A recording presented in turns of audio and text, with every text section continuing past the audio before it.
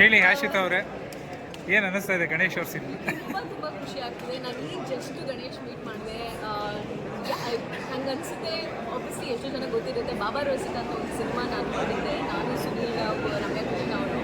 ಆವಾಗ ಗಣೇಶ್ ಅವರು played a friend's role to Sunil Rao ಜೊತೆ. ಬಟ್ ಇವತ್ತು ಗಣೇಶ್ನ ಈ ಲೆವೆಲ್ಗೆ ನೋಡೋದಕ್ಕೆ, ಟು ಬಿ ಆನೆಸ್ಟ್, ನಾನು ತುಂಬ ವರ್ಷ ಆಯಿತು ಅವ್ರು ಮೀಟೇ ಮಾಡಿರಲಿಲ್ಲ.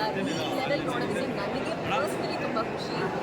ನನಗನ್ಸುತ್ತೆ ಒಂದು ಫ್ಯಾಮಿಲಿ ಆಡಿಯನ್ಸ್ಗೆ ಪುಲ್ ಮಾಡೋ ಒಂದು ಎಬಿಲಿಟಿ ಇರೋದು ಗಣೇಶ್ಗೆ ಅನಿಸುತ್ತೆ.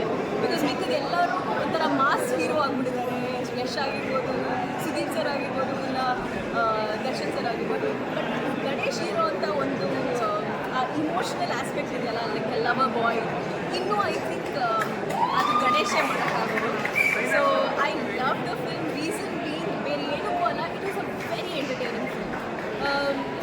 ಈ ಥರ ಸಬ್ಜೆಕ್ಟ್ಗಳು ನಾವು ನೋಡಿರ್ಬೋದು ಅಂತ ಅನಿಸುತ್ತೆ, ಬಟ್ ಈ ಥರ ಎಂಟರ್ಟೈನಿಂಗ್ ಆಗಿರುತ್ತಾ, ಅದು ಸಮಥಿಂಗ್ ಈ ಫಿಲ್ಮ್ ಕ್ಯಾಚ್ ಮಾಡಿದೆ. ಸೊ ಎಲ್ಲ ಆ್ಯಕ್ಟರ್ಸ್ ಹೋಗ್ತಾರೆ, ತುಂಬ ಚೆನ್ನಾಗಿ ಮಾಡಿದೆ. I am a big fan of Sadhu. I think Sadhu Kokila ಅವರು ಮಾಡಿರೋ ಯಾವ ಫಿಲ್ಮ್ ನಾನು ಮಿಸ್ ಮಾಡಲ್ಲ. ಯಾಕಂದರೆ ಅವ್ರು ಬಂದರೆ ಈ ಫಿಲಮ್ಗೆ ಒಂದು ಕಡೆ ಬಂದುಬಿಡುತ್ತೆ. ಆ ಫಿಲಮ್ ಇಲ್ಲಿಂದ ಎಲ್ಲೆಲ್ಲೋ ಕರ್ಕೊಂಡು ಹೋಗ್ಬಿಡ್ತಾರೆ. ಆ ಕೆಪಾಸಿಟಿ ಓನ್ಲಿ ಸಾಧು ಸರ್ ಮಾತ್ರ ಇರೋದು. So I am a big fan of Sadhu sir. ಅವ್ರು ಇಡೀ ಸಿನಿಮಾನೇ ಎಂಟರ್ಟೈನ್ ಮಾಡಿದ್ದಾರೆ, ಟ್ರಸ್ಟ್ ಮೀ.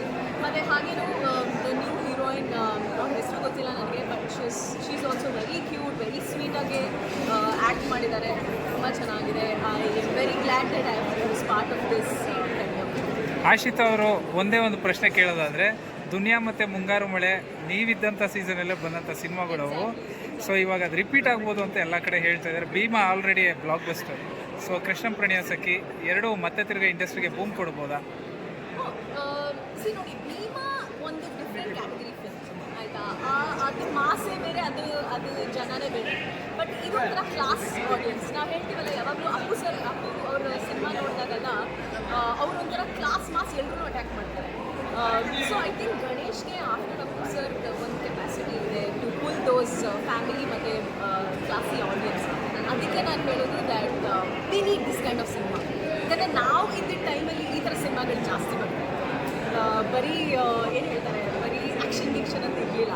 ನಮಗೂ ಬೋರ್ ಆಗಿಬಿಡಿದೆ ಆ್ಯಕ್ಷನ್ ನೋಡಿ. ನಮಗೂ ಕಾಮಿಡಿ ಬೇಕು, ಲವ್ ಬೇಕು, ರೊಮ್ಯಾನ್ಸ್ ಬೇಕು. So I think this cinema is going to fill that gap. Okay, finally ನಿಮ್ಮ ಪ್ರಶ್ನೆ, ಹಾರ್ಟ್ ಬೀಟ್ಸ್ ಬಂದು ಎಷ್ಟು ವರ್ಷ ಆಯಿತು? ಹಾರ್ಟ್ ಬೀಟ್ಸ್ ಬಂದು ಆಲ್ಮೋಸ್ಟ್ 18 ಇಯರ್ಸ್ ಆಗಿರ್ಬೋದು. ಸೊ ಹಾರ್ಟ್ ಬೀಟ್ಸ್ ಥರ ಸಿನಿಮಾ ಬೇಕು. ಲೈಕ್ ನಾನು ಮಾಡಿದ್ದೀನಿ ಅಂತ ಅಲ್ಲ, ನನಗೆ ಆ ಥರ ಸಿನಿಮಾಗಳು ನೋಡೋಕೆ ಇಷ್ಟ. ಬಿಕಾಸ್ ಪ್ರಾಬಬ್ಲಿ ನನ್ನ ಮೈಂಡ್ ಸೆಟ್ಟು ಆ ಥರ ರೊಮ್ಯಾಂಟಿಕ್ ಫಿಲ್ಮ್ಸ್ಗೆ ಅಂತ ನನಗನ್ಸುತ್ತೆ. ಸೊ ನನಗನ್ಸುತ್ತೆ even audience want it. It's not just about action, ಅದೇ ಥರನೇ ಬೇಡ ಇವಾಗ. ಐ ಥಿಂಕ್ ಮಧ್ಯದಲ್ಲಿ ಈ ಥರ ಸಿನಿಮಾಗಳು ಬಿಡ್ತಾ ಇರಬೇಕು. ಕಾಮಿಡಿ, ಎಂಟರ್ಟೈನ್ಮೆಂಟ್, ರಾಮ್ ಕಾಮ್ ಅಂತಾರಲ್ಲ, ರೊಮ್ಯಾನ್ಸ್ ಕಾಮಿಡಿ, ಆ ಥರ ಬೇಕೇ ಬೇಕು. Thank you very much ma'am. Thank you.